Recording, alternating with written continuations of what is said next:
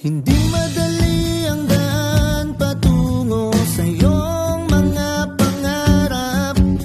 Hindi mabilis marating tagumpay na hinahanap.